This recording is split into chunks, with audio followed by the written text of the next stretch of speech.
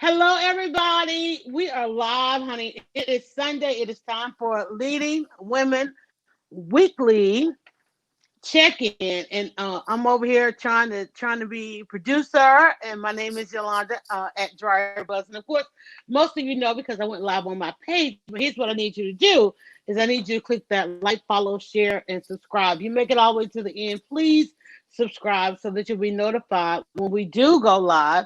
And over here is Angela Stalkup. Say hello, Angela. Hello, everyone. Busy Happy week this Sunday. week. Ooh. I'm like, how many weeks has it been since Wednesday? Right. It's like I love that there's a TikTok that keeps going and it goes January, February, March, April. No, it goes March. Remember how long we were in March and then April? No, it was May. It was like Yep. May and Yep. May and May. Uh-huh. Seems like we were in May forever. And June is actually It's sweeping by, which is a good thing. yes, I it is. think. It really is sweeping by. And like literally, I had to double check that today wasn't Father's Day. I was like, Right. it's today Father's Day, and it's the 21st, so it's about as late as Father's Day is going to be on the calendar.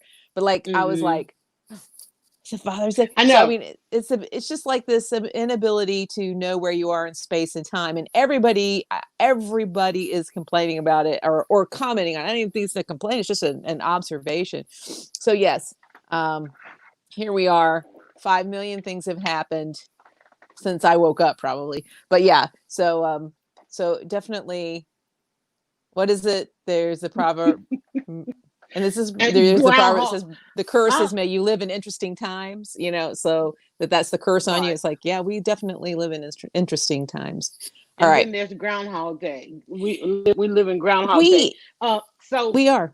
Yeah. I have the iPad in my hand and I have the computer over here.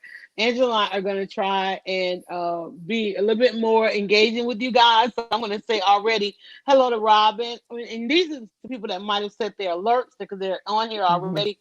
Robin and Sharon and Jean Ambrose is watching. And if you guys comment, we can bring your comments, and there's already some comments, which I think is probably a hello from Robin. When you guys comment, we'll put those on the screen and we'll have discussion. I'm going to do a couple more things so that we can get situated here. I'm going to take Leading Women. Should I leave that on there? Leading Women Weekly Check-in. I'll leave it on for a little bit so Yeah, people for a few coming in minutes. Hmm. can know what we're going to talk about. Angela and I came together a little more than a year ago. Um, over a number of things, particularly Michelle Obama, particularly becoming a podcast and then growing into a broadcast. So we now come on each week. We talk about what women are earning and learning, and then we talk about burning topics. And we really go deep dive. Angela and I are both.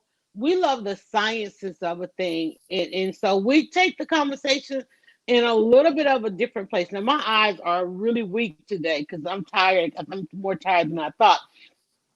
So you're gonna see me going in and out of my glasses. So we take the topic a little bit more to the scientific, excuse me, level of what's generally going on. Okay, so buckle up and listen in. And I think Angela, what's the first topic you want to throw out there?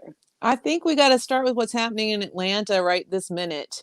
Um, the top story on the New York Times right now is the resignation of Atlanta Police Chief Eric Shields, Mhm. the protest Which overnight. hold Well, on, let's which lead with the murder of Rayshard Brooks. So I mean, like right. a man was murdered by the police in a Wendy's parking lot. So I think we have to. And again, there's lots of discussion, and Mhm. I Mhm.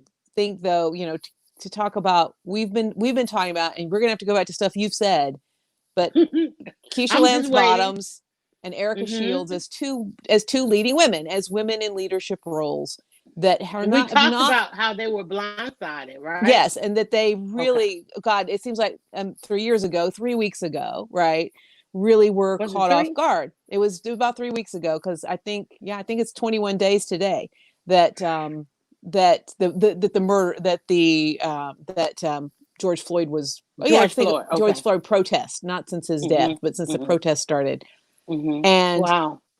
it really was, and we had these earlier discussions about this, that it's like, well, Atlanta, we're better, right?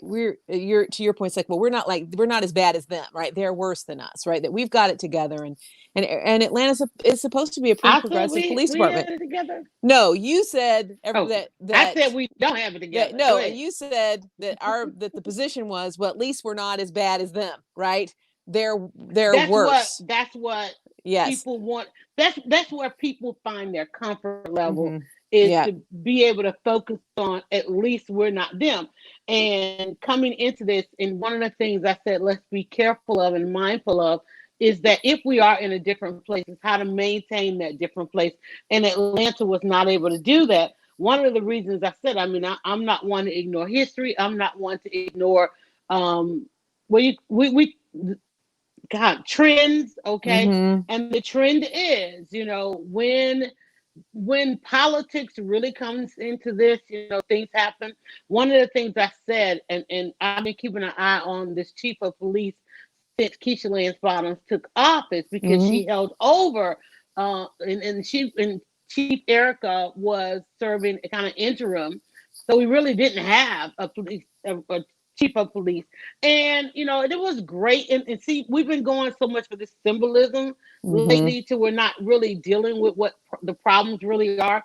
So it was great to have the symbolism of, okay, Mayor Keisha, Chief Erica, but that's been Atlanta forever, as far as I've known. Women in charge and leading women, really doing something in the city.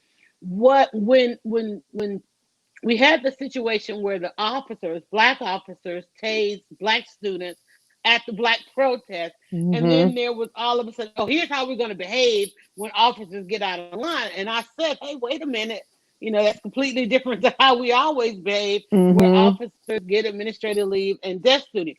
What I said was, let's watch this, chief, because when you have to bring down that kind of punishment on people who do certain things, knowing that there are people who do worse things, that meant, she was like, let me get out of the line of fire. Because Mm-hmm. if we're firing these officers, you're gonna blindside me. And not only firing these officers, but then to charge these officers. Mm-hmm. That means when I know on my police force, I have officers who do worse. And here, as you said, some 21 days later, we have not just a tasing, by which people went on the news where you were going to defend the student. Remember, I said, in Mm-hmm. defending the students, this is going to backfire, is what I said. Mm-hmm. So in defending the students, you're saying that the police officer used a deadly weapon, being a taser. Now here we've got a guy that's deceased because he took or had a taser. We don't even know, it's not even enough time to get the facts, all the facts yet, Mm-hmm. right? And now we're saying, oh, the taser, well, he can't be dead because the taser is not a deadly weapon. But see, you got to be careful when you get out there Mm-hmm. trying to set precedent in one thing, because it impacts it all. Now, the question that's been on the chief for this time, because right after the issue with tasing of those students, which we all watch happen live on television. See, that's the big thing that happened there. This Yeah. just didn't happen. It happened live on television. There was another case that involved white officers. Well, actually, a couple of cases that involved white officers, but one in the same vein of police brutality, happening to the protesters, young students. The next one was a white officer who was not immediately fired, and they're still trying to get him off the force. And the police chief wants to resign. She wants to Mm-hmm. step down. Then we had white officers who caused the murder of Rayshawn. Is that Rayshawn Ray Brooks? Shard, I believe it. Yeah. Rayshard Brooks. And and here comes, okay, we got to fire them. And she's like, I'll do something else. Find me some other position. So we said the last couple of weeks we were on, you cannot have this kind of discord between the mayor, who is in charge of, mayors all over the country are in charge of policing, not your president, okay, not your governor. Your mayor selects your police chief. Now we said that on Wednesday, you elect the sheriff, but the sheriff is usually over the jails and so forth. Those that are in control of what's happening on our streets. I said we can't see change in this for everybody that wanted to protest the NFL. You need to be protesting your mayors. You need to be finding out the decisions that they're making with their police chief, and that all falls under public safety. Every city has public safety committees and citizen review boards, or actually you fight to keep your citizen review board. But it's something that you can literally get dressed, walk out of your house, and become and advocate for and become an activist in public safety. I did it in the 90s when we had issues going on with crack and the red dog units and so forth. And, had my voice heard and became an activist on that. And I brought that into blogging. But that's really where you get this done, not with the NFL owner, Mm-hmm. and so for those to that, those who were saying, oh, we need to be peaceful, we were. Mm-hmm. It was absolutely peaceful. And what happened? I don't know. Mm-hmm. All right, back to the you said the chief or the mayor. Go ahead. No, so you had you tweeted something this morning that I thought was really pertinent, and where you said, oh, you got I look like a comment, but I'll throw out your tweet, which was, Oh Lord. let Atlanta be the example, right? It's, Mm-hmm. you're like, let Keisha Lance Bottoms be the example. What is she going to do, right? And I thought, Right. this is the opportunity. So Well, I why can't it said, be Atlanta? Why can't why it be can't it be Atlanta Atlanta? Right. who That gets says, it right. okay, let's get it right? And Yeah. so I think Yeah. that when we're looking at, again, leading women, right? Mm-hmm. We are watching leadership unfold, right? We are Mm-hmm. watching crisis management unfold in real time. And so it's interesting to Are see, we again. watching or are we failing at it? Because then and keep in mind, y'all, Angela is an absolute scientist on this thing. You know crisis management. Are we watching this or are we failing at crisis management? Well, we're having some we are failing in crisis management. And many papers will be written by many students, many Mm-hmm. dissertations will be granted to PhDs will be granted off of dissertations on what went wrong in this time. So Mm-hmm. Mm-hmm. yes, we're watching failures, but I do believe that some, and I want to be careful how I say this, because I don't want to make it sound like we should be that we should be figuring it out on For the innocent rest of the people, world? right? And Yeah. that it Well, should be see, the suffering of innocent people. But I do right. believe that, that my hope is that when you said that, can it be Atlanta, right? Is to say, Well, let's let me give quit you what doing I it this. said. Yeah. Let me give you what I said. I said we have 50 years. We're talking about 50 years of police Mm-hmm. brutality. Okay. We're talking about going back to the 19th, 20th century. Okay. Trying to fight for our dignity, and 400 years trying to fight for our humanity. If any of this is going to change, why not? Why wouldn't it be Mm-hmm. Atlanta? Right. Right. The problem I think Atlanta has, because I'm looking at cities, I'm looking at, okay, the Rodney King riots, I'm looking at LA, Mm-hmm. I'm looking at recently what happened in Sacramento, Baltimore, Ferguson, all these different places that happened, New Orleans, Louisiana. I don't know if it was New Orleans or outside New Orleans, Louisiana with Gina Six. I've been throwing out Gina Six, and everybody's going like, who? Right. That's sad. Uh, exactly. But I people mean, don't come on. understand. And I even had somebody say to me this morning, well, Obama was elected based on peace. No, there was an uprising happening when Obama was campaigning. Mm-hmm. Unfortunately, because he wanted to be the president for, as everybody said, of all of the United States, he only flew over the uprising. He couldn't go to the uprising. Right. But there was absolute an uprising where everybody stopped, radio stopped, television stopped. Everybody went to New Orleans. I know because I manned it, some of the broadcasts. I produced some of Mm-hmm. the broadcasts, and I manned it a hotline telling people trying to figure out where do we go, where do we go? Because everybody went to Louisiana, and we ran a hotline. Drivers.com ran a hotline for people to call to figure out, well, because remember Mm-hmm. there was even a war between who was leading the thing. Right. All of that. Right. The problem that Atlanta has, because Atlanta has been designated, okay, for this thing, change to come, right? The Right. problem is we don't know if our mayor is trying to be vice president Mm. or get reelected as a mayor. Now, if she was full on into getting reelected as a mayor, then this would, I think, be handled differently. I kind of feel like she's like, "Ooh, I'm gonna be out of here in a minute," in a minute going to Washington on what is her platform. Guess what? Um, not Police police reform. reform, Yeah. but Hmm. prison Prison reform, reform. That's right. That's right. right?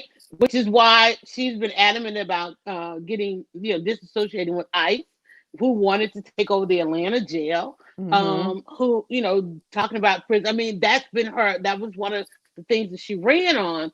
So, we have to wonder now, and I don't know why the other mayors, she along with the other mayors, they like to call themselves sister mayors, but even not just the women mayors. We're talking about women, but the other mayors around the city, we don't see kind of a collaboration to say, okay, here's how, as they take on, because remember, they're also taking on Obama's challenge. He put a Hmm. challenge out there for to continue the 21st Hmm. century policing, which I spent a lot of time following when Obama was in office, because I'd hoped that it would mean some change.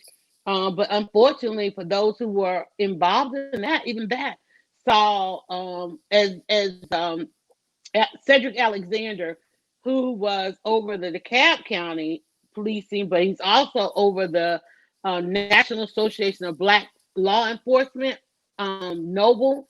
He's over that. He headed up Obama's 21st Century Policing, was the face and the voice of it. And he would always talk about the optics, the optics that are being put out there, are being displayed, that people are building up not only their opinion but their fear. And one of the things that he was concerned about is, if we keep seeing this kind of stuff happen over and over, it's going to place people and officers in danger. Hmm. We will never be able to get back to some semblance of community policing. And you don't ever want to wake up on a day where you have community and you have policing, because they put on those uniforms because they are part of our community, their Hmm. family, their Hmm. friends. Many of them are policing in neighborhoods, they may not live in, maybe neighborhoods they grew up in. There's got to be some kind of connection. And also to that, many of them are policing in communities they didn't grow up in, they don't know anything about. It's like, I see officers every day. I'm making a point to, like, oh, okay, I've seen that guy or that person before, right? It's like, so surely you've seen me before. I'm hoping that you've seen me before. I have a routine, you have a routine, and I notice I caught myself there because I don't want to be like Skip Gates, talking about, Right. I try to get to know the police so that racism doesn't happen. Right. That was and we all know how that went for Skip. He Right. was arrested trying to get into his own home. Yeah. Karen or somebody called the cops on him. Hmm. So, we can't get to a point where we have this full on divide between Hmm. who police are and who our communities are. And the mayor's leaving us out there. Go ahead. And I think this all ties in very nicely to this idea of leading women, right? And so we're Mm-hmm, mm-hmm, talking about, when we talk about women in leadership, I think it's mm-hmm. interesting to say just being a woman doesn't mean that you're going to Right. be any different of a leader. And I'm I just think gonna what we're grab something. Go go ahead. ahead. And I think what we're seeing with the police, right, is Mm-hmm, it's this idea that you can have individuals in the police department who are trying to do the right thing. But if the system doesn't work, if the system mm-hmm. is corrupt, if the system is broken, or as they say, the system works exactly as it's designed, but if the system is flawed, then Right. it's very difficult for anybody, for one individual within it, to make a change. So this is where, when we look at Keisha Lance Bottom and Erica Mm-hmm, Shields, what are they going to bring to that leadership, right? Can they bring something to that leadership, or are these systems, because these systems will overpower people, right? These will overpower individuals. But if enough mm-hmm. individuals get together, we can change the system. So I think that what you're talking about with the police is exactly the same thing. When you look at Rayshard Brooks, again, I'm going to, defer to your wait 3 days rule. And so we don't Right. fully know what happened. Right. But the latest reporting that I read from the New York Times was that the first officer did not want to arrest Rayshard. Mm-hmm. He knocked on the window, got him to move his car, which I don't know why the manager of the Wendy's didn't do that, but I'm not going to blame anybody. So anyway, got him to move Right. his car over, talk to him. and was going to Mhm. let him sleep it off in the car. But he called the other officer, the officer who ended up killing Rayshard. He called another officer for backup. So the first officer was just going to let him. He's like, if you just sit here, you just stay here, right? And was going to leave him alone. And so it's the second officer that, for whatever reason, said, no, we got to do we got to do the field sobriety test. This is why it took 30 minutes. So it was about 30 minutes from the time that the police arrived to the time that he was killed. He Mhm. then, because now they've got the body camera footage, after they gave him the sobriety test, he failed, and I don't know how badly he failed, or I guess that it doesn't matter. He asked could he walk to his sister's house. His sister just lived very close. He Mm. he just wanted Mm. to he just wanted to walk home. He said, can I just walk to my sister's house? I won't get in the car. And this is when the officer that killed him said, no, we're going to have to arrest you. So there was a I'm not going to say that first cop was a good cop or whatever, right? But he was trying to do to me what would be community policing. Let's help a person. Right. My thought is, if a person is behind, they're at the Wendy's, they're tired, they're passed out, help them get home, right? They're not. What threat is that if you can get them off the road, Right. right? But so here you have one who's trying to do one thing, but you've got another who comes in with no doubt with rules and laws. I honestly did not know that if you are in your car behind the wheel with your Yeah. keys, that you can be Right. arrested for DUI. I learned that Right. yesterday. And Mm-mm. and then I was seeing that some states, if you are drunk walking with your keys in your hand, With your keys. Yeah. you can Yeah. be arrested for DUI Mhm. intent. Now, Mhm. I understand where those laws came from, and anyone who has lost someone to drunk driving, it's a horrible, horrible, unnecessary thing, right? But it does Mhm. seem to me that we may need to think about how is this being used to criminalize certain groups, because I mean, I'm certain that there are many we've seen footage of this drunk, Mhm. particularly young drunk white girls getting sent home, right? Mhm. So, Mhm. but my point is, you can have one person in a system trying to do something, but if the system comes down on them.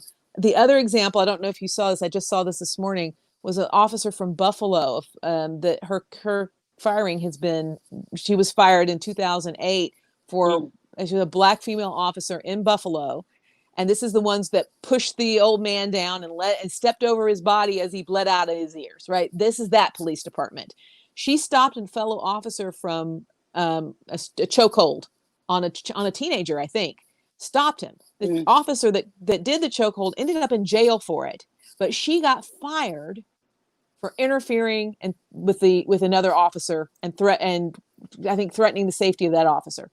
So Mhm. the officer was Yeah. committing a crime and went to prison. She got fired. She has subsequently become an activist to Mhm. protect police who want to come forward, and who Right. want to stop other police. So we're back to this idea is that you can have a good person, but if the system is against them, what can they do? So again, I've rambled a little bit, but I want to come back around to No. watching Keisha Lance Bottoms. Mhm. She's in a system, and again, she's trying to get in another system, right? Mhm. Who's going to win? Well, What's can going to we? happen? Are we at a point now we can just kind of admit that, yeah, that's some serious vice presidential Oh, stuff going on absolutely. there. Absolutely right. Yeah, Yes. because I Yeah. mean, her entire week and calendar has been doing all these videos and just on the national forefront. It's in Mm-hmm. the time that the city is dealing with so much unrest. I mean, even there was even video this week of protesters going to her house. So and even yesterday, I'm like, I know she did a press conference, but even yesterday, we have so many opportunities to interrupt the broadcast. I just Mm-hmm. feel like she could have come back on, because even they had to admit that the the rant that she did during the first Mm-hmm. week of protesting, could have it fell on deaf ears because they ended up destroying the city. Mm-hmm. Not they, but the Mm-hmm. city ended up being destroyed that night. Um, it just feels like more could be done. You Mm-hmm. know what I'm saying? I just feel like more could be done. And when you look at this thing, and here's the thing though, like you said, we've got video, we've got audio, we've got television shows. Like I'm so upset right now with this whole with the Tiger King thing. It's like these are two people who want Tiger King and Carol Baskin. We're two people who wanted each other dead, not competing zoos. They literally wanted each other dead. Not to mention there is a person missing in action. Like Yes. but that becomes folklore. That Yeah. becomes a great television programming. Mm-hmm. And also this week we saw, and speaking of television program, that Cops is gone, and Mm-hmm. other networks are starting to pull these police shows, because Mm-hmm. even the police shows, like when I remember I was watching True TV, and I'm like, man, this shouldn't be on television. We should take this to the Supreme Court to show the vast difference of how cops behave with black and brown and with white individuals. It's like it's right here. It's Right. like in this day and age, the hypocrisy. How is hypocrisy still able to happen? Let me just say hello to everybody. TZ, Bailey, Nina, and Bobby. That's my dad, and Gene, and everybody that's going on. And it's like, guys, we are live on Facebook as well as YouTube. So thank you so much for watching and chiming in. So it's like we've got so much information, influx and overflow of information, to just be able to say. I mean, the NFL was like, we were wrong. You know, Right. if they could say they were wrong at a time, and I love the fact that there's no sports right now, Mm-hmm. right? So everybody, and you talked about it on Wednesday, because people don't have to go to work. They could get out. People can get out there and be vocal, and not have to worry about any ramifications of it and so forth, until everybody goes back to work, and then they got to go look at their timelines and so forth. I just can't figure out why we're not at a point where, hey, let's just do the right thing. There's no vehicle, like you said, this officer is had to become an activist. And so there's no vehicle for these officers to speak Mm-mm. out.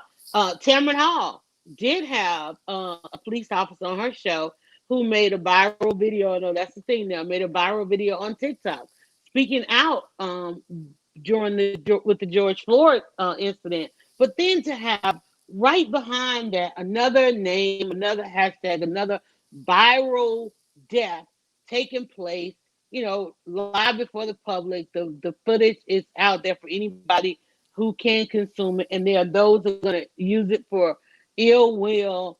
But when you just said, and this is when my heart breaks, that he just wanted to walk to his Yeah. sister's house, and they're right there.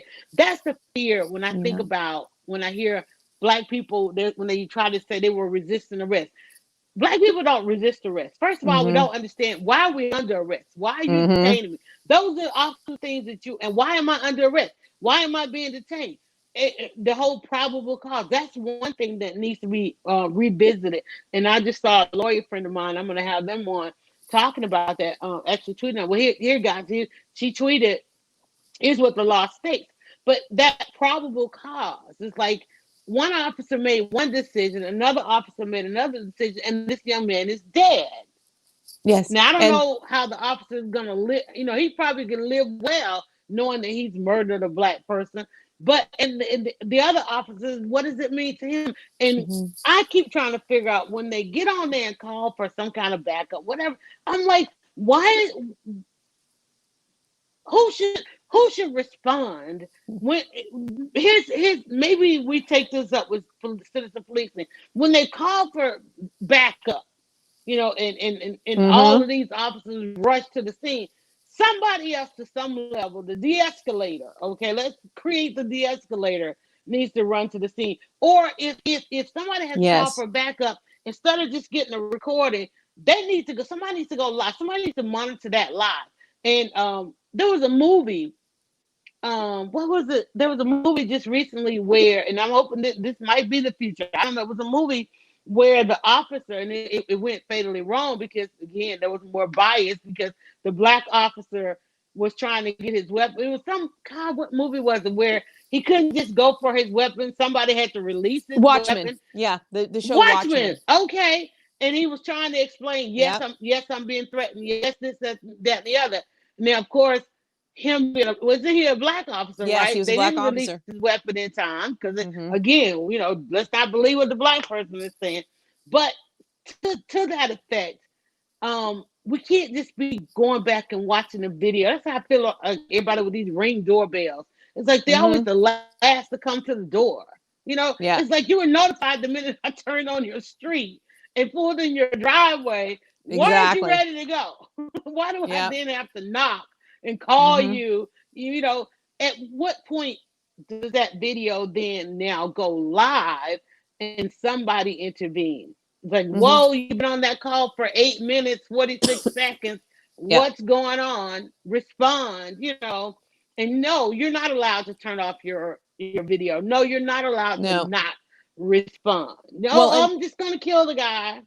and this is Go ahead. where the defund police, abolish prisons. This is sort of this is the core of their message. Is that in a case like what we like Rayshard Brooks, Hmm. where you had a person on private property. The Wendy's is private property, right? No imminent threat, no weapons, right? Yeah. That why Yeah. do we call somebody who has a gun and the authority to kill? I mean, we have our society, our laws have given a certain population the right to kill, right? They've given them the Hmm. right to carry a gun and kill somebody, right? So why would you Hmm. do that? The person, look, have you I have been so tired. I have been so exhausted that I have fallen asleep sitting up, right? In times of caregiving, right? And I never had Hmm. that before, right? But in the last, 8 years that I have been in intense caregiving situations, I went Right. through a period where I was getting I went a week where I got 1 hour of sleep a night, right? I have literally fallen asleep like this. I fell asleep one Exactly. time. I fell asleep one time talking, right? I was Mm. actually I was trying to read something and I out loud and I dozed off reading, right? Like a really old person, but I was exhausted, sleep deprivation. So we don't even know with Rayshard Brooks Hmm. what level it was involved with sleep deprivation, right? Young man, he's got small children. Hmm. There's a lot happening there. So we have a lot of people who are behind the wheel and they're exhausted, right? There are studies that show that driving while sleep deprived is can be as dangerous as drunk driving, but also is common, right? So Hmm. Hmm. if he just needed to wake up and be given assistance, why don't we have a plan for that? So this gets back to the system, right? To being able to say we need a better system, right? Because there was no guns were needed there, right? Just some, like I say, just good common sense and a desire to help. And if he was drunk driving, if I mean, we And need if to he have a and if better he plan. was, and Yeah, I'm not no, he saying didn't if deserve to he be killed was, for I'm that. saying that's And something that we deal with on a weekend night, and we know that. I mean, none of that warrants no, death. no, None of that warrants and he lethal was force. lethal force, Lethal force. and no one was in danger. Now maybe I don't know, did he drive from his sister's who was just right there? Was anybody ever in danger? Question mark, right? But there was no one in danger. He was not trying to endanger anybody. He Mhm. repeatedly offered to Mhm. not drive, you know. He was not trying to do anything dangerous. So I mean, this is where again we go back to we have to empower, What? we have to, and we need a better system. I heard somebody say we need well trained, well trained, well paid social workers for a lot of things. Oh And I was no, like, this is what we need. Hey Tachi, um, here's where we need the social workers. Okay, I'm gonna say hello, hello, ladies. Tachi's saying hello, ladies. hi. Here's where we need the social workers because here's the issue, and we always end up talking about how well behaved people need to be in order not to enrage white men. Okay, Right. that's where we are on this. Okay, Mm-hmm. this is a death because of a white man who has a certain amount of words. Rage. We are trying to figure out how to how to mitigate these incidents that continue to happen because there is this overt or just obvious aggression Mm-hmm. when it is a white male or even a white person and a black person in a policing situation. Now Mm-hmm. we can say, well, the first cop, he was white as well. He didn't die with that cop. Mm-hmm. More often than not, when there is a fatality like this, and it keeps happening over and over with these white men who are on the police force. We don't dive into what their psyche is. We don't Mm-hmm. dive into what their beliefs is. We don't investigate what their practices are. We don't look at what their upbringing is. We don't look Mm-hmm. at the amount of racism they sit at the dinner table with each and every day.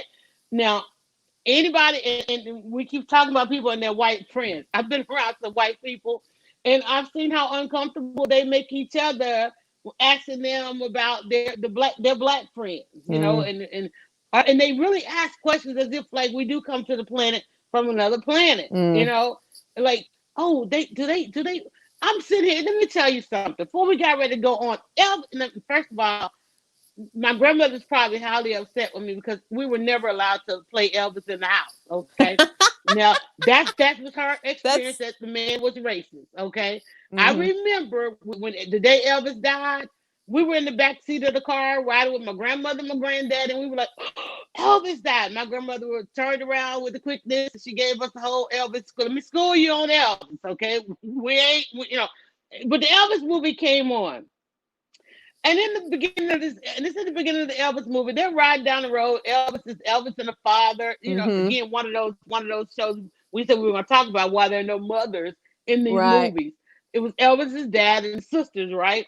And all along the route, the dad is talking about how many checks they get from the government. And I'm like, what? He was like, Is Elvis wanted to lift the car to get him over this thing. He said, no, because you get $68 from the government for your back. what movie was and this? and it's Elvis movie. It's on right now. So I don't know what it is, but I never got to watch Elvis as a kid, and I was like, let Right, me right, just see right. what's going on with this Elvis stuff, right? And I completely forgot about it because I was gonna usually say, I'm quick like to I watch turn when Elvis movies. Not really, right. but anyway. I'm quickly to turn when Elvis or John Wayne anything comes on because that just wasn't allowed in our household. Uh-huh. But I had to watch because he kept talking about all this money they get from the gun because neither Elvis nor his dad works, Mm-hmm. right? And then there are the girls, the daughters. These people don't work, and they get ready Mm. to actually go and commandeer, or what do you call it? Claim stake where Mm-hmm. you jump a stake or something like that. Right, You right, just right, right. right. This is what they get ready to do. They go down a road that says not open to the public, so they disobey the law there, and they Mm-hmm. go and they just want to kind of commandeer this land and gonna get build their home or whatever. I don't know what this Right. movie is about. All I heard was they get all these checks from the government. Remember the video that went last week? It says oftentimes when there's so much focus on what black people do, it's basically, oh my God, what was the young lady name? They were on Camera Hall and they actually did I don't know if you tagged me in it on Twitter or somebody else on Instagram, but there was a black female and a white female and they were talking. They're apparently ready to work together on some initiatives. But they were talking about the fact that when there is so much focus on one thing, it's Mm-hmm. really to deter the focus on what ought to be. Okay. Yeah. Black people don't get a bunch we've been it's all been often said we get a bunch of checks from the government. We don't get enough checks from the government. Yeah. Okay, Yeah. our lives are not subsidized as much as those who do talk about people wanting all this free. They always jump online. Mm-hmm. They go, "Oh, everybody want all this free stuff, free stuff." I'm like, well, we don't even know about half of that stuff. Mm-hmm. They do. Tati says, yes, we always have to be the ones who are well behaved. So we keep coming back to how to be well behaved in the sight of rage. And that's what I want to get to. Mm-hmm. You can't be behaved. You Mm-mm. can't be well behaved in the sight of rage. You Mm-mm. can't be well behaved when one cop says, "Hey, chill, sleep it off," and the other was like, "No, I'm gonna take you to jail." I don't know. Mm-hmm. I don't. I mean, like, you can't process. You Mm-mm. can't Mm-mm. process that. And anybody No, that's and ever been in that situation, you're gonna act out. Especially, no, guess what? If you believe you're going to die and yes. then you die, Mm-hmm. and people are still trying to figure out how well you behave, but you're dead, because it's not about how you behave. It's about how the person that is hell bent on killing you, how they behave, Exactly. and nobody checking them along the way. This is the person that should not have been on the police force, and I don't care how long they were on the police force, because we got a chief Mm-hmm. that stepped down, and Mm-hmm. we got a mayor that seems to be concentrating on some other things, and we got a murder that happened in our city in the midst of a global protest where Black Lives Matter. That's the problem. All right, go ahead. Yeah, so it makes me think of Trevor Noah's statement about a community knows its value to the greater community by how it's treated by the police, right? Mm-hmm. So a community knows its value, and to your Mm-hmm. point, Mm-hmm. Rayshard Brooks knows his life is treated like nothing, right? And Mm-hmm. this is why there's a point where he's like, I'm probably better off making a run for it, right? And we cannot Mm-hmm. fault human beings for acting like human beings. And I think this is, again, talking about grief and Mm-hmm. rage Mm-hmm. and the desire for dignity and respect, and to respond in anger, and to flail if you're drowning. These are normal human behaviors, and this is not less than. This is not some sort of, I don't know what you would, I don't even have a term for it. This is, we want to say this group gets to act like humans and this group doesn't. And that's why Mm-hmm. I like Austin Channing Brown, who wrote a book called I'm Still Here. Was it Black Dignity in a White World? I don't know. She said, but the subtitle of it is, That might be the author that was yeah, I on think I tagged you into that because had that discussion. Yeah. I've been following her for a few years, and she has a she did a web series called The Next Question, T&Q, and it was one of those that I participated in her Kickstarter because I really like her writing. Mm-hmm. Mm-hmm. But she's the one who said that the work of anti-racism for white people, right, is to say Mm-hmm. we need to learn to treat human beings like human beings, and we need to treat human beings better, right? And so to say, where is the humanity, right? So when you see a person who needs assistance, you see them as a human. And when we dehumanize a population, that population Right. is going to respond because nobody, because they're human. And when that dehumanization is done for political gain, right? Mm-hmm. And to Mm-hmm. say, and it's so, again, to you, back to your statement, that one group can say, well, at least they're worse than me. Ijiomo Aluo, who wrote So You Want to Talk About Race, her line was that race was invented, that the construct of race was invented, so one group could say, well, at least I get more than them. That group Mm-hmm. exists to get less than Well, my and group. the group themselves didn't invent it. And as a matter of Mm-mm. fact, I mean, we can pinpoint Mm-hmm. when it came about. If you look at it, it always comes out of larger Mm-hmm. uprisings. It came out of Yes. an uprising. If you go back to, and of course, you know me with media apartheid, I always go back to the Vietnam War. I always go back to Kent State. I always go back to May 1970, which was really the last true white riot. Mm-hmm. And the kids were rioting because they didn't want to go to war, which had been going on for a time. And this is a new generation. It's like, wait a minute, you've already, destroyed a generation with this war that doesn't make sense. Now you want to take this new generation to that. And we would not have come out of the Vietnam War if they hadn't had an Mm-hmm. uprising and again putting the value on lives. But Mm-hmm. it was one that was uniting. It goes back to the assassination of Dr. King, and maybe if you think about the 2 years between the assassination of Dr. King and in May 1970, so you're talking Mm-hmm. about April 4th to May 19th, was April 4th to Yeah. May 1970. It's like a 2 year span of just trying to explain, just trying to fight for the dignity and humanity. the uniting that went on between the races over the war. Then comes in well, they're that whole they're a little bit worse than you, and if you don't be Mm-hmm. careful, they're going to be better than you. You Yeah. know, if you're fighting for something that's going to equalize, right? So white people were made afraid because if we come out of the war and we put you basically they were reminded, and they're about to be reminded now with the whole Black Lives Matter. You're fighting for something that's going to equalize.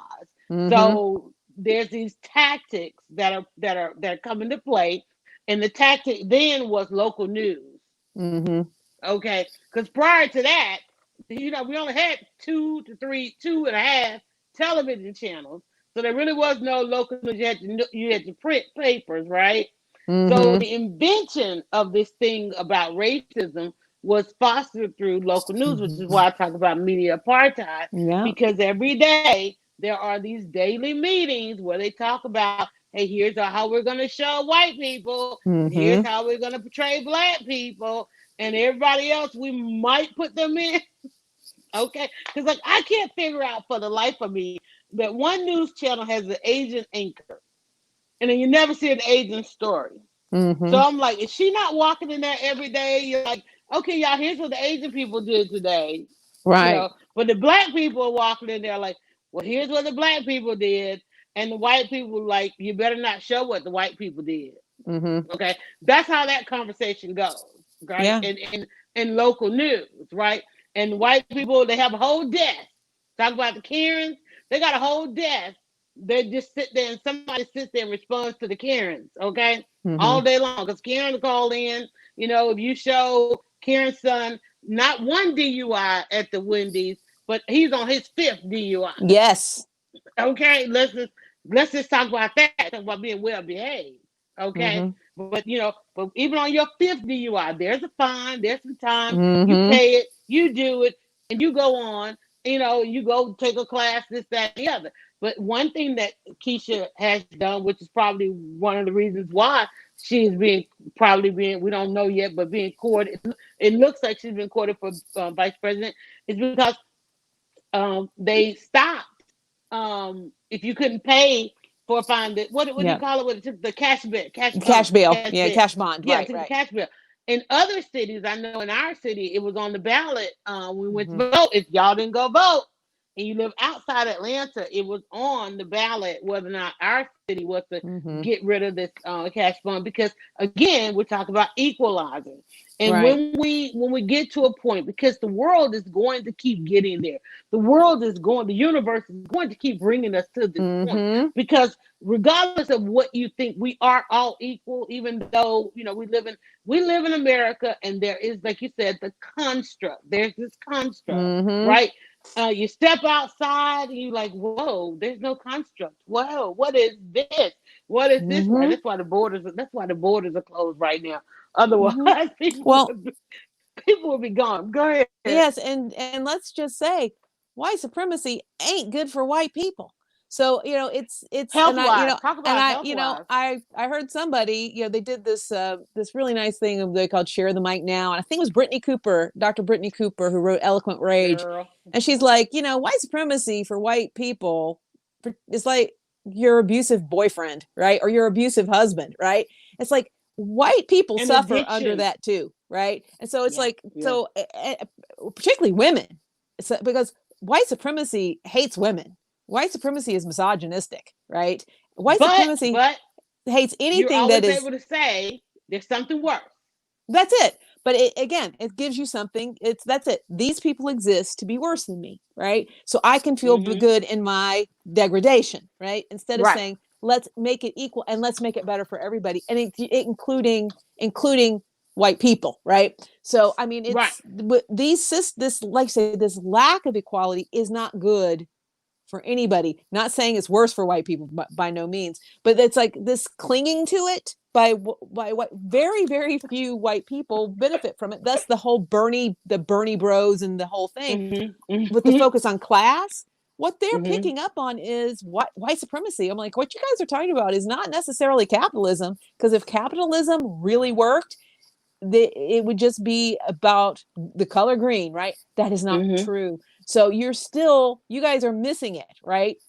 It's not Mhm. class, it is racism, because this All lack day. of equality in our systems, and white people will just be like, well, that's how it's got to be, and will allow themselves to suffer to preserve the system. So it goes back to the social construct. It's like, well, I got Right. to preserve the system because one day I might be in a privileged position, and so I might be One rich, I day. might be whatever, I can't, Mhm. it's like the people who Because don't want to that's the hope. That's the hope. That filled with. I remember Grant Cardone. Remember when Periscope jumped off a couple of years ago? Mhm. Grant Cardone, man, mastered that as a channel. Even though he was Mhm. already, very wealthy and doing what he did.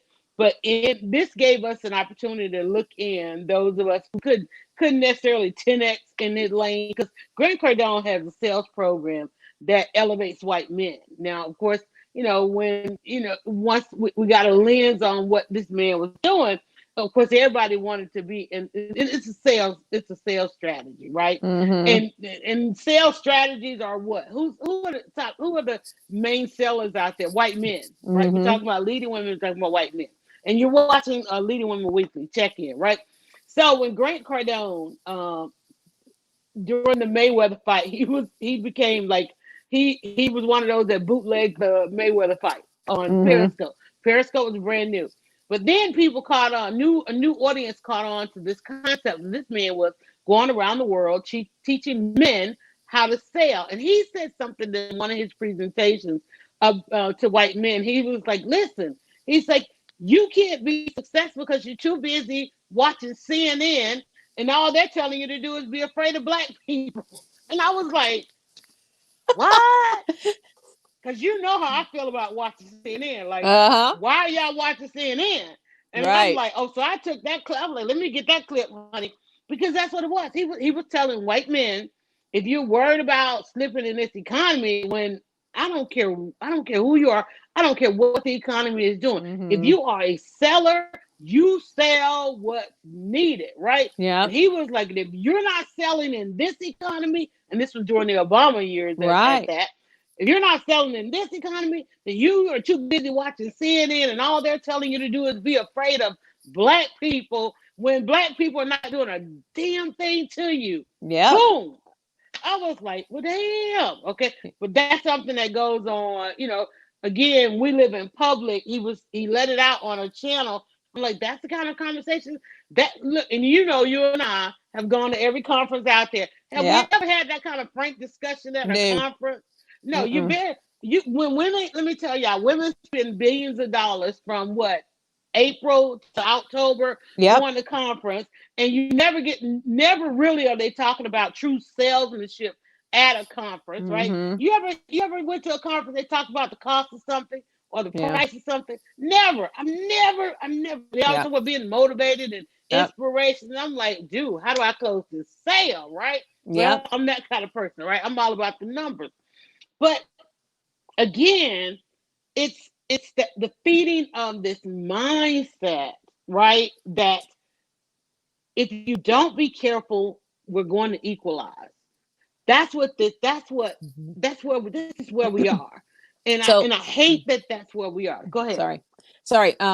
So to me, I keep thinking about this idea that what we're seeing is a tremendous failure of imagination, and that our imaginations are being fed by media Mhm. apartheid, right? Our Mhm. imaginations are being fed, particularly white people. The imagination is being Mhm. fed, right? But we can imagine something better. All of our movements come from somebody imagining something better, right? And so this is why, when we look at what's happening, is to say, can we imagine what it might look like if it worked Mhm. better? Can we Mhm. imagine what it might look like if it was equalized? Can we imagine? And it's from the imagination that we are Right. going to get something better. How consider this. So Star Trek launched the year we were born, 1966. Mhm. It was on for 3 years, threatened to get canceled all the time. How much stuff do we have that comes from Star Trek that people Mm-hmm. watched that show as kids and said, I want to have a little flip thing, right? That's a communicator. Right. And we end up Right. with cell phones, right? I And want to there's have, still people to this day that even though that was out there, they still mm-hmm, can't imagine us.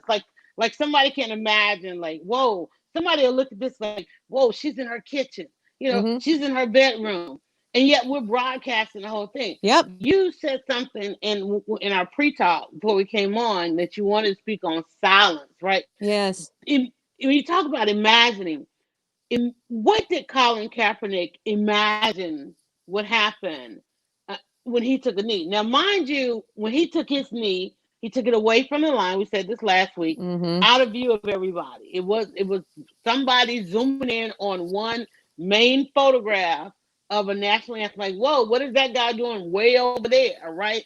And imagine when he said, "Okay, I'm going to do it because of this reason." Remember, we even talked about it. mm-hmm, His girlfriend. Imagine, what did he imagine the mm-hmm, owners would think? What did he imagine? Did he ever imagine that? Did he maybe say, "Okay, I'm gonna let y'all in on what I'm doing"? mm-hmm, Did he imagine that? Okay, everybody's gonna want to do that because mm-hmm, that's the right thing to do. But when you talk about how these uprisings, they don't come with that first initial person. mm-hmm, The bus boycott didn't happen because the first people got arrested or thrown off the bus or dehumanized. mm-hmm, You wouldn't imagine that. It came out of trying to silence the imagination. mm-hmm. You know, you said Star Trek started in 1966. It was always at threat of being pulled. It just came back. Star Trek just came back again because it was always, let's get that off the air, right? Well, Because and if any show was ever more diverse, it was Star Trek, right? yep, So it was always, let's get that off the air because mm-hmm. it is creating a sense of the imagination in people who believe, who are out there imagining that we could be equal. How dare they, Mm-hmm. And I right? always say, when are we going? I always say, when are we going to get to the United Federation of Planets? When are we going to get to that model of humanity? Right. The whole idea is that Girl. humans, right? But everybody's allowed their background and their culture, but that we're human beings uniting together. And I believe that just putting that into the collective consciousness was very Mm-hmm. powerful. So let's go back to Colin Kaepernick taking a knee. What did he imagine? Mm-hmm. That's a question that would be interesting to hear. Did he imagine it would be what it is today, where now taking a knee has become so incredibly significant in this Mm-hmm. global. I mean, we've got the president of Canada, Prime Minister of Canada taking a knee. We got people all over the world taking a knee. They may not even know that it was Colin Kaepernick that took a knee, because taking a Right. knee has now become part of the movement. It's part of the symbol, Mm-hmm. right, Mm-hmm. of rejecting racism and brutality, police brutality. So you don't even necessarily have to imagine that it's going to change the world, but just saying, I'm going to imagine that I can do something, right, Mm-hmm. is significant. But I do think we have to have the people with the big imaginations. I think we have to have, Mm. and I really believe that that comes through our stories. And I'm not just our personal stories. I think it comes through through fictional Yeah. stories. And Yeah. I think that when Yeah. we have it, so Watchmen, Yeah. that is an exquisite work of art. And Yeah. if you've not seen it, it's violent, but it serves a purpose. And everything It's in what that, happens when you don't let those imaginations it, come through. Think and about this. Now, we've got all this destruction with the mm-hmm, protests, right? right, And people will say, well, why aren't they more peaceful? Remember during the Super Bowl, and you may not know, but over at in the AU Center was a building, had been standing forever. It wasn't in use. In fact, mm-hmm, it was basically they were just keeping the frame of the building in case somebody mm-hmm, developed it later on. Well, there was a wall on that building that was painted with Colin Kaepernick's image. And I imagine, it literally was it's at the end of the street where Mm-hmm. the dome is, right? Mm-hmm. The not dome, but the stadium is. And I don't know if you can see it from somewhere inside. I guess they didn't want them to look out one of those windows and just get a little glimpse of, hey, that building a few miles away has Colin Kaepernick on it.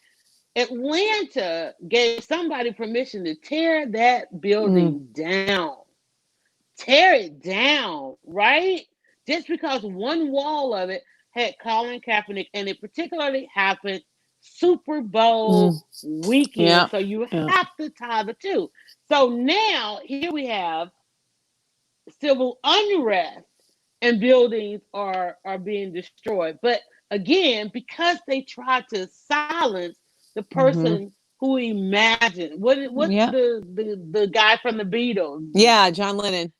John Lennon, imagine, Mm-hmm. Yeah. what do we? I think it's upon you and I to find the women with these types of imagination. You said a few Yeah. names, and I want you to make sure you go back and put those in the comments Uh, so that I we can follow those. I certainly will. Austin Channing Brown, Brittany Cooper, these are two, but yeah, I'll put some more there because here's the thing. There are people who've Hmm. already imagined the solution, right? They've imagined it. Exactly. They've Exactly. written about it. They've talked about it, right? And what is your thing about when you're persecuted as a pioneer? Right. Pioneers are persecuted until what they're doing becomes popular. So there are pioneers who are being persecuted who've already imagined what Hmm. this looks like. All we Hmm. have to do, there's blueprints. So when you're Hmm. like, what am I going to do? You don't have to figure it out. There have been people to your point, for 50 years who've been working on it. Let's look at Angela Davis. She's been working, who is apparently never going to age. May all Angelas Right. have that aging. But there are people that have been working on this for 400 years. Right there, we Hmm. don't have to. We do not have to invent something new. It's there. But to your point, there are people that are trying to silence that imagination, right? Right. And so Right. Right. then we end up silencing our own imagination. And this was the point that I was Hmm. making pre-call, pre-show, is because there was a long time that silence was safety, right? Hmm. To be silent, to be unseen was a way to stay safe. And if you've Right. ever been in an abusive relationship, if you've ever been around an abuser, One in four. the and you have somebody that will turn on you on a dime, right? The Hmm. thing Hmm. that you learn to do is to be quiet, right? Silence. Shh. Hmm. Don't bother daddy. Hmm. Shh. Don't wake up Hmm. much. Right? Hmm. As you learn to tiptoe. Think about it. The bully at school. What do you want to do? Don't let that bully see you, right? You need to be invisible. You need to be silent, right? And so this is, in fact, it's a stress response, flight, fight, freeze, right? Silence is part of the freeze, right? And maybe the predator won't see me, right? So, Mm. but this is not the time for silence. And let me say to any individual, if you feel like your life is threatened by speaking up, don't your choice, right? Don't feel Right. pressured. But many times that silence comes from what's called limbic response. It's from a stress response that is no longer really the reality of it. And that sometimes all you got to do, we talk about the Women's March, as problematic as that may have been, one person put a thing on Facebook that said, we should just do a march on Washington. And, some lady in Hawaii was just like, what if we all showed up in Washington on Inauguration Day? And look at 3 million, was it 3 million worldwide? So sometimes if you just say it, you don't even have to do it. She didn't do it, she just said it, right? Sometimes all Hmm. you have to Hmm. do, and that will spark the imagination of someone else, because as human beings, it's not just the individual imagination, it's the Right. collective imagination. Collective. And the Hmm. fact that we cannot imagine a The solution collective. in this country supposedly based on all men, all people being created equal, life, liberty, and the pursuit of happiness. This is supposed to be in our DNA, right? Right. Right. That's the failure. It's the collective failure that is Mm. saying that that we can't as a that, oh, that we're limiting it here, but it reaches a critical mass. And I'm looking at the time here, we're over an hour. But Yeah. Malcolm Gladwell and the Tipping Point, this is social science, one of his well-known books, is that Mhm. ideas reach a critical momentum. It's kind of the straw that broke the camel's back. Why did one Mhm. straw break the camel's back? Because there were 100 straws or 1,000 straws on the back, right? So Mm. it's all those other straws contributed. So it's not one straw that breaks the camel's back. It's the collective straws. So it's Right. not. So that last piece of imagination, that last spoken, that last, not being silent, may be the tipping point that moves us over into an imagination, and Mhm. where we can see things differently. And we've done it. I mean, we maybe not perfectly, but we have imagined better things in this country, and it's come from the oppressed, who imagine a Right. better world and finally get to the point where everybody's like, well, yeah, okay, that could be okay. Yeah, that could be okay. Mhm. Mhm. I think we will. I think we will be okay, and we have to get through yet again some more painful things. We have to be there and be supported for one more family. Mm-hmm. And it's just amazing. And the thing about these things, when you look at each of these cases, and how close these people were to being home.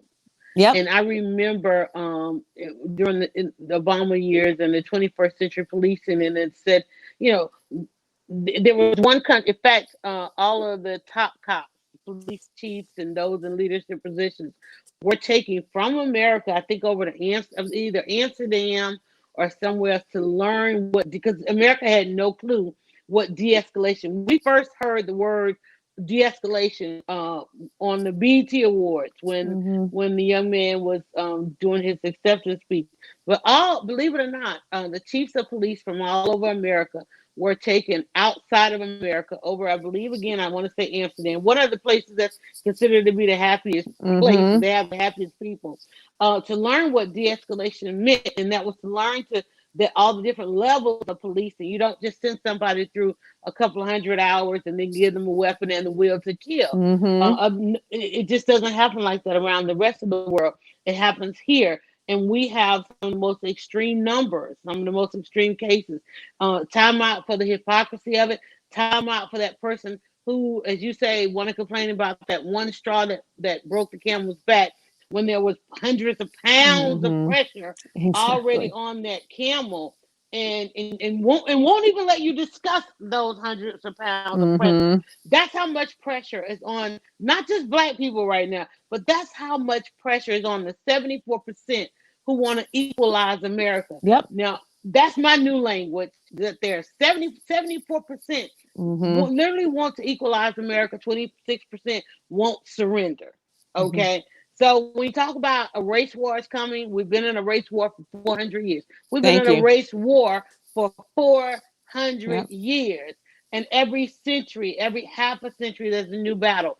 This is our new battle. Angela and I, we represent a generation. Okay. There are 3 generations already, if not 4, Mm-hmm. behind us. Yeah. Okay. I empower the generation. It's like, you going to blog the protest? No. You go and Yes. blog Yeah. the Yeah. protest. Here are the keys. Here's the logins, the passwords. Go live, take over, whatever you got to do. I'm gonna hang out in my kitchen because I've served my 20, 30 plus years, if Mm-hmm. not 40, fighting this thing. And here's what worked for my generation, and here's what's going on now. 26% will have to surrender. They Yes. just gonna have to surrender because, and the thing about it is, and I tell a lot of our young people, is if America doesn't want to equalize for you, then there are many other places that do. Now that moniker tried to come in the 60s, Mm-hmm. okay, and they gave a little bit of rights here and a little bit of rights there. Now we're at a point where we're trying to get where everybody just goes home. Yep. um, I want to mention this before we get out of here. I keep telling you, whenever there is protest in the streets, there's conversation in the suites.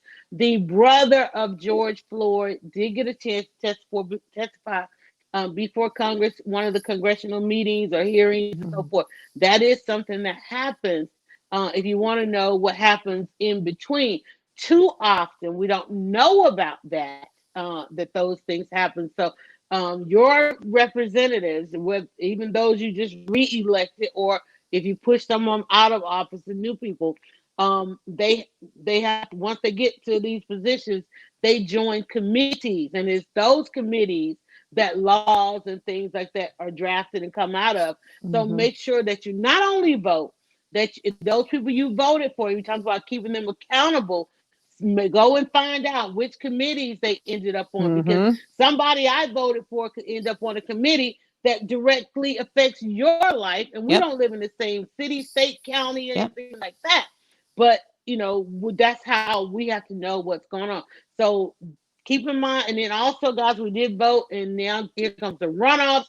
So don't just think we got to November. No, we got to go back in August, Yep. because there were a lot of strides were made to change, impact change, and so some really wonderful runoffs. As a matter of fact, the Mhm. DA in Atlanta is facing a runoff, and Fannie Willis is giving him a real run for his money.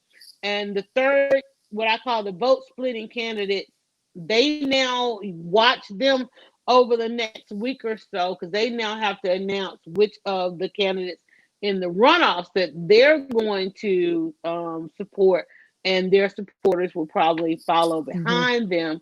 So lots of convincing going on right now. Did you guys have any major runoffs in your area, Mm. Angela? Yeah, so we're going to have a runoff to see who's going to go for sheriff. So we've got a contentious sheriff's race. So that's going to be a big runoff.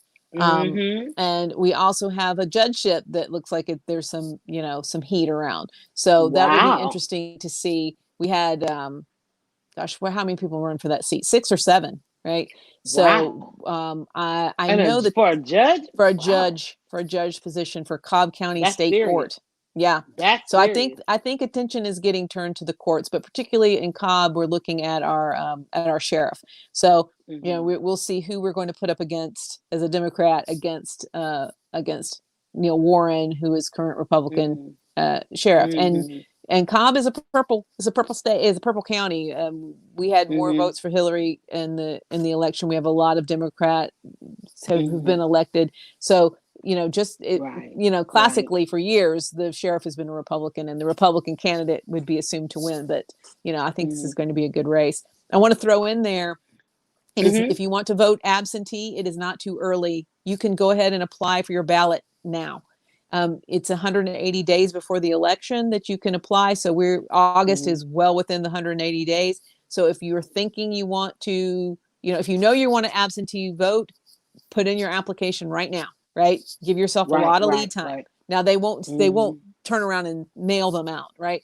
If you go to Mm-hmm. My Voter, okay, to the My Voter page, you can track your absentee ballot. You kind of got to look, it's kind of down in the left bottom corner. There's a little, Mm-hmm. you have to hunt for it, the hyperlink that will say your ballot status, and you can track your ballot through the process. Yeah, a So lot of people had questions about that. yeah, so How to that track.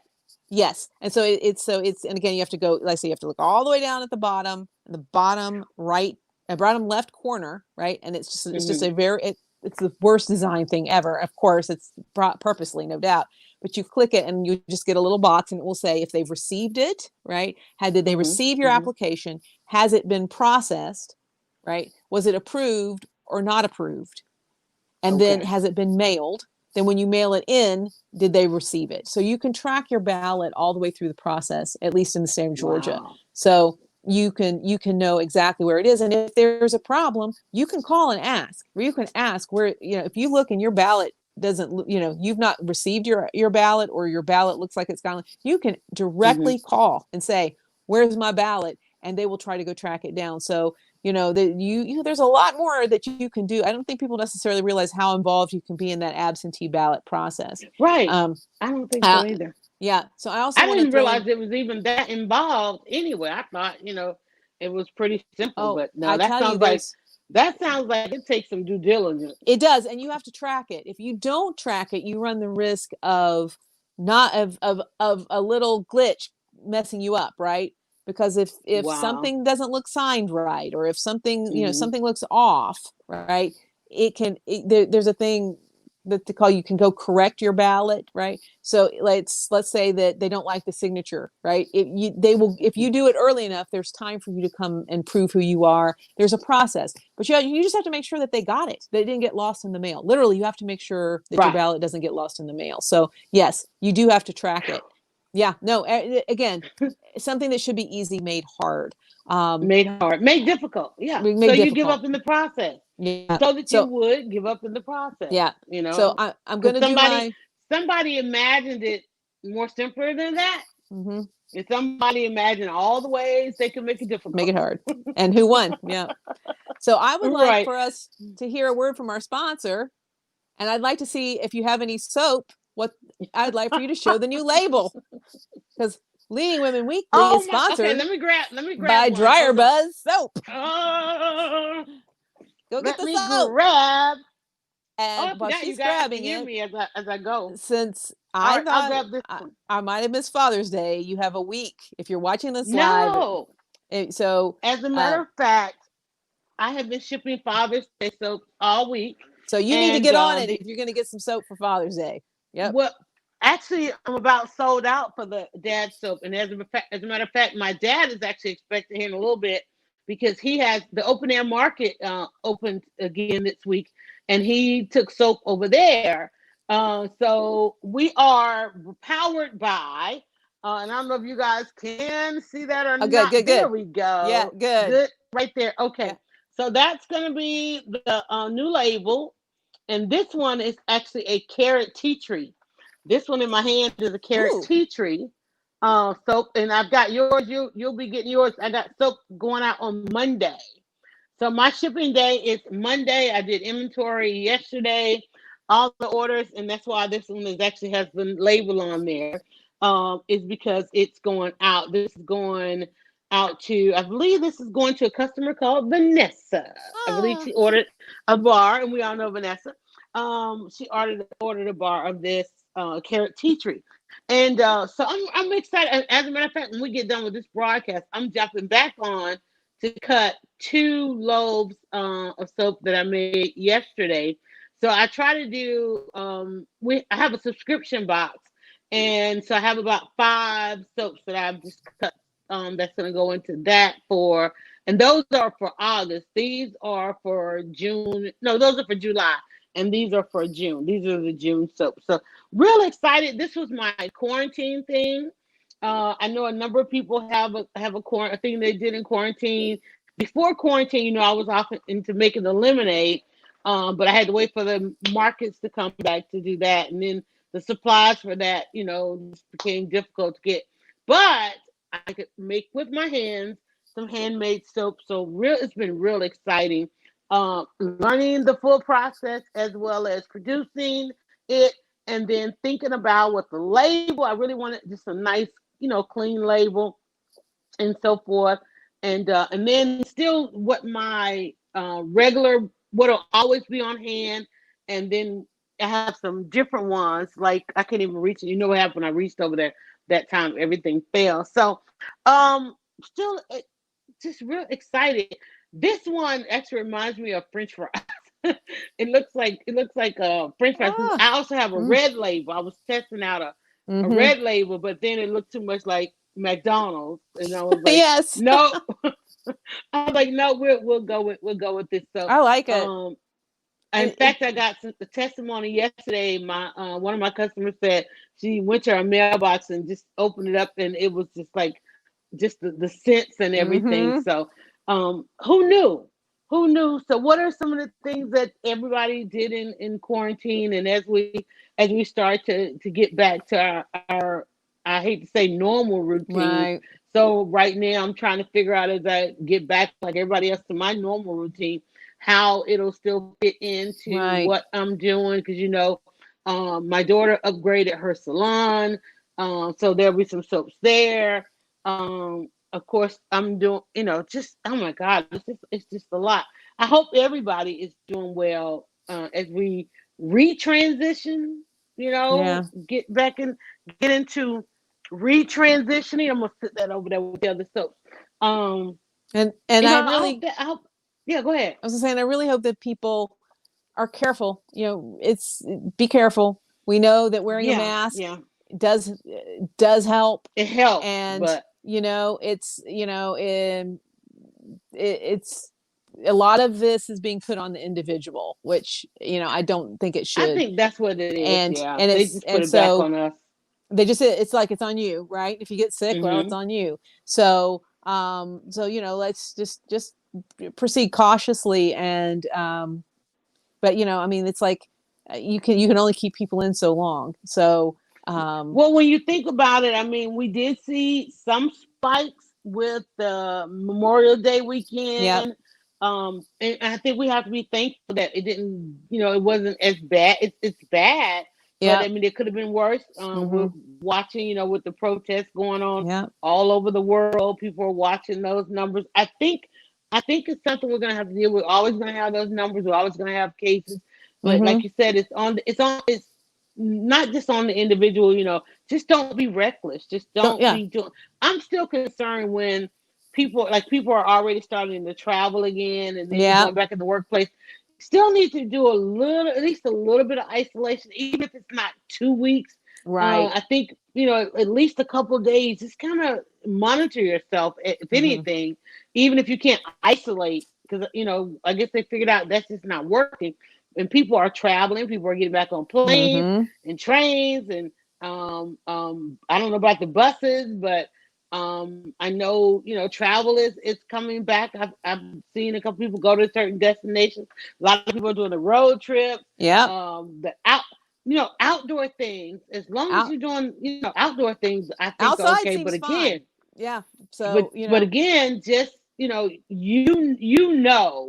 and if you have to ask the question, if you have to question what you're doing, take some time to take stock in it, because you may be fine and you might be able mm-hmm, to navigate some of these things, but again, the person next to you, the person behind you, mm-hmm, you don't know what their situation is, and if they get just a little bit sick, it could yeah, change. Like, say for instance, Angela taking care of her sister. If she gets sick, somebody else has to step in there. So that's what it's about. Wearing your mask is just so that you can protect others. that's If it. we can get in that mindset, I'm just not going to disadvantage anybody else. Mm-hmm, I'm not going to undermine somebody else's systems. yeah, We're in a place in time where our world is trying to equalize. mm-hmm.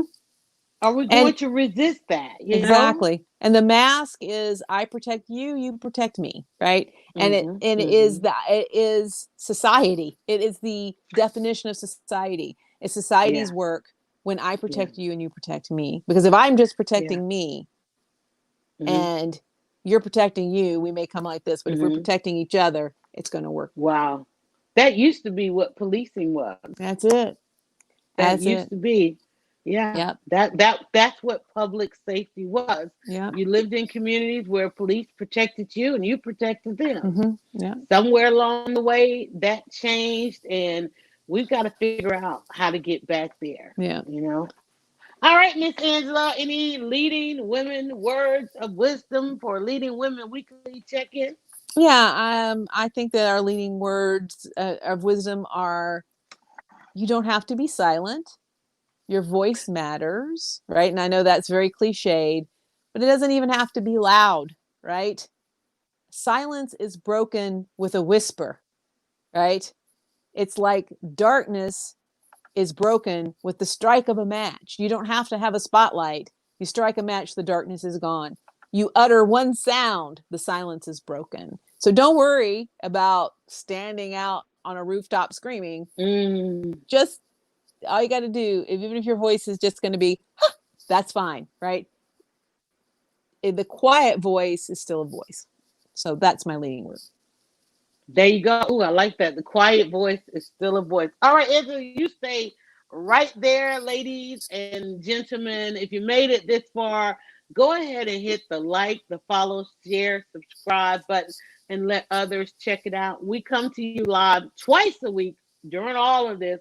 So we'll be back on Wednesday. Let's just hope that we continue to equalize until then. Mm-hmm. Everybody have a great day. Please keep the families in mind of Rashard Brooks, and keep an eye on what's going on, and especially for those of y'all looking at us down here in Atlanta. We'll keep y'all posted. Yeah. All right, ladies and gentlemen, have a great week. Bye.